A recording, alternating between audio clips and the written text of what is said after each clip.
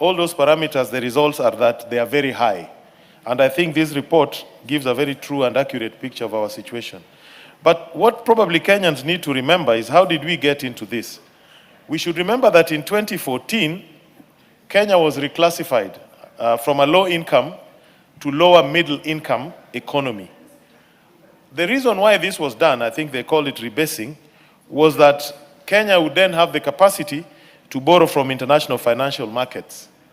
But what was not properly explained to Kenyans was that the opposite of that would be that we would lose access to other interest-free loans and grants, like what Honorable Ndindi was describing, certain World Bank or Bretton Woods support system. And the net effect of this is that we have begun to borrow from commercial markets, which are more expensive than like with the Eurobond, which we were not even able, the first Eurobond we were not even able to pay. We then refinanced it and borrowed more. And we are now in that famous cycle of African countries who have gone to Eurobond style of always refinancing and recycling that debt. Concessional loans, such as the ones you get from IMF and the World Bank and other multilaterals, would, as Honorable Ndindi has correctly said, would average about 3% interest rate plus service charge and capacity, whatever it is. But commercial loans are anywhere between 8 and 12%. Actually, because of this rebasing, because of this reclassification of Kenya from lower income to lower middle income economy, our debt to GDP ratio rose from 2011, it was at 36% to 68% in 2025. And in 2021, we actually entered into an IMF program to deal with our debt vulnerabilities. So, Honorable Speaker, I think we need a conversation on this issue.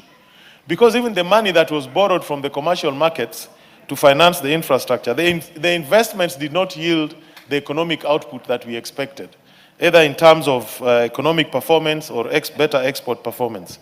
And the question now that we need to ask ourselves, must we really insist we are a lower middle income economy, or should we just accept that we are a lower income economy and continue to have access to cheaper loans?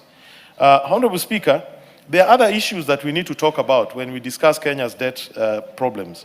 One is overpricing and corruption of our projects. The securitization, if you look at the Talanta Stadium, when we did an analysis on it, the financing mechanism, 6 billion, we figured out as a committee of sports that there would be 6 billion excess payment. Bomas of Kenya, there's no transparency there. Nobody knows how that is being financed. There's excessive expenditure. We were being told as recent as last week by the Auditor General that State House spent 2.7 billion in excess of its budget. And Honorable Speaker, unless we do all these things, we deal with corruption, we deal with efficiency, we deal with waste, nothing will change in our debt management. Finally, let me just make a proposal as a way forward. I think it is time to amend the CBK Act to allow subscription to government bonds electronically and in small denominations, just the way we use M-Pesa platform now to buy shares. We should democratize the ownership of borrowing.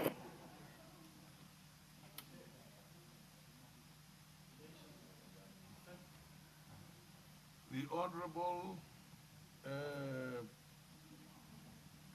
Wandeto.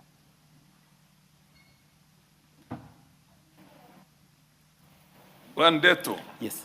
Thank you, Mr. Speaker, for the opportunity It's very interesting to... This is very academic, and I think for the benefit of the chair, it is clearly academic, but very, very interesting also, because the US only borrows 3% of its all.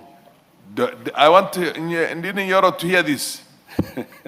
Honorable Ndini Nyoro, the US only borrows 3% of its own total debt, which is 36 trillion US dollars.